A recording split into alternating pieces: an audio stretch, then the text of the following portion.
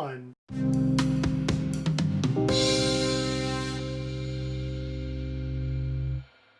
Well, hello and welcome back to Lap of the World. I'm Richard, and as you can no doubt tell, we are back in the garage today, and there's been a lot of change since the last time I did a garage update, as you can no doubt tell. We've got the, I'll see here if I can narrate a little bit. We have the HVAC system in and ready to go as soon as I'm done painting things. The drywall is all the way up. We also have our window wells finished here. And currently, the lights are back on, as you can see. And we are currently, though, as you can imagine, we are looking at potential wall colors. I think we've settled, sorry for the change in the microphone there. I think we've settled on one of several shades of gray. I think right now this guy over here just to the left of that window is winning at this point in time. So Liz and I are going to get the ball rolling on that probably a little bit after I'm done filming this. So with that in mind, I'll get on with the point of today's episode, which is going to be talking about where we landed actually with trying to do the cheapest track day possible. In full disclosure, the opening is a bit of a joke. I definitely spend more of the money. In no way would Liz randomly leave me IOUs or vice versa. It's not that. Okay. Household dynamics notwithstanding, let's get to the point of today's video, which is how did I accomplish doing the cheapest track day I think might be possible, and how much did it actually cost me to go to the track when really trying to economize? All right, so we'll just get straight into it. I'm not fooling around. I'm not your typical YouTuber. The theoretical best that I came up with, given what I've seen recently, was $226.77. So there you go. My actual total for the weekend was $318.77. I'll explain the difference here in a second. So the mechanics of this are really, you're looking at probably 3.5, I'll call it, main expense categories that you're going to deal with when you're looking at track days. One, you have obviously just the entry fee to get in. And this is where I'll kind of put the half in there. Some organizers require a third-party tech inspection, which is going to kind of cost money, and that's almost included in your cost of entry, I'd say. So I'm going to roll that in with that. The next one would be lodging, and the last one would be your consumables. Consumables, things like brake pads, tires, gas, stuff like that. Now, in my case this time, how I managed to really economize was on the middle in the lodging.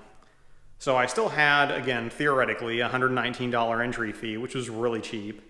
The next thing was lodging. I managed to do that for free by camping at the track, and by virtue of the fact that in this instance, NCCAR did not charge for camping privileges, and I wasn't, I didn't have an RV or a camper trailer that I had hooked up to electricity, which might have been a small charge. So I was just tent camping, so that was free. Not all facilities allow camping. Some that do allow camping charge a nominal fee, but typically it's significantly less expensive than getting a night in a hotel. When I was recording earlier, I neglected to mention the food half of the lodging and food equation, and that's actually kind of important this time because that's another way that I did really economize on this trip. Liz actually packed me food for both travel on Friday as well as the whole day on Saturday that consisted of stuff that I didn't need to cook or prepare or keep frozen or anything of that nature. So basically no prep meals for a day and a half at that point in time, which meant that the expense of the food was actually no more than I would have eaten had I stayed at home on the couch. So for the purposes of this video, that's going to count as free because you have to eat anyway, and it's not an additional or increased expenditure. Anyway, carry on. So, with that said, the third one was consumable. And in my case, I didn't really go through an appreciable amount of, tire that I can tell or brake pad for that matter. Although I probably will need new brake pads soon. I'm not going to include it in this tally because, let's say you're just going to try it out. You didn't change pads or you had a set of pads on there that are decent. So my main consumable then was gas. Because I was 7 hours away from the track, it took me about a tank and a quarter to get to and from, and then I used probably 3/4 of a tank at the track. My dollar total for gas on this trip was $107.77. Now,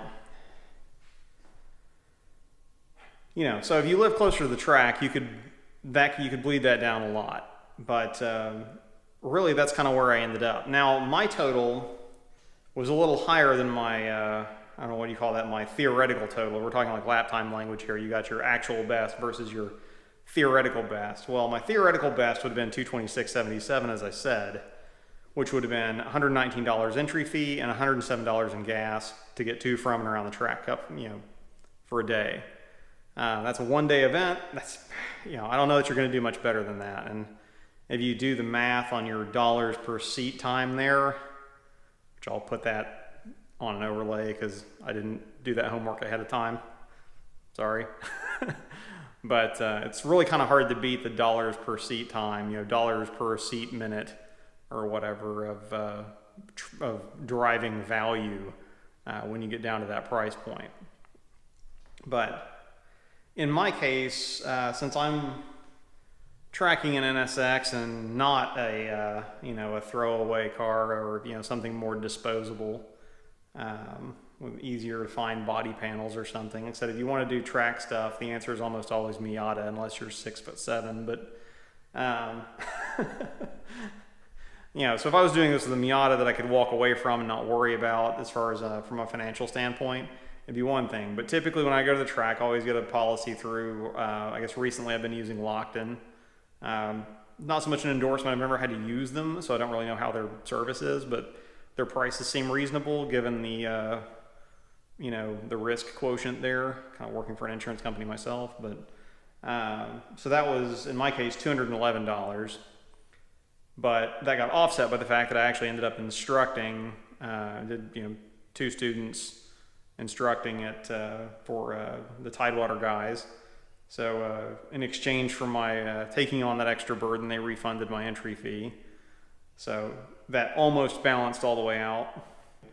Yeah, generally I always get the insurance if you have a, you know, a collector car or an exotic or something like that. The you know, the small, relatively small few $100s you're going to pay up front for the insurance policy would be far and away offset if anything really serious happens. You got to understand though, of course, these things have, you know, typically like a 10 or 15% deductible. So if you have a, you know, $100,000 car and you total it, you know, wad it into a wall on a track and it's right off, you know, you're still coming out of pocket for, you know, well, yeah, you'll get whatever, you know, 10%, you'll get 90,000 of that back.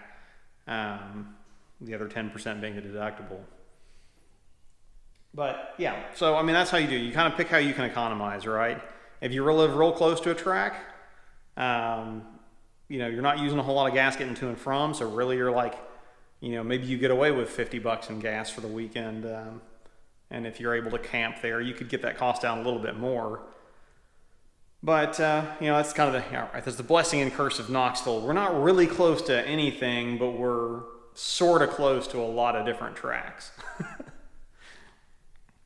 But yeah, so anyway, I will digress from there, and thank you for watching. I hope that's helped kind of demonstrate how you can really get started from a, you know, bare bones standpoint without having to really, you know, break the bank trying to do all the fancy stuff ahead of time. You know, just, you know, get a car that runs and doesn't leak and does well.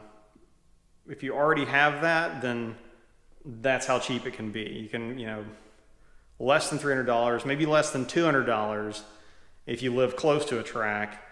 You can get out there and get started in the hobby, get some instruction, and then, you know, then break the piggy bank. So anyway, relatively short video this week, but I wanted to share that since I didn't get around to it in the NCCAR video itself. Again, work in the garage here is progressing, so hopefully I'm not going to have too much more need to update that. But in the meantime, though, I thank you for watching. Don't forget to subscribe if you enjoyed it.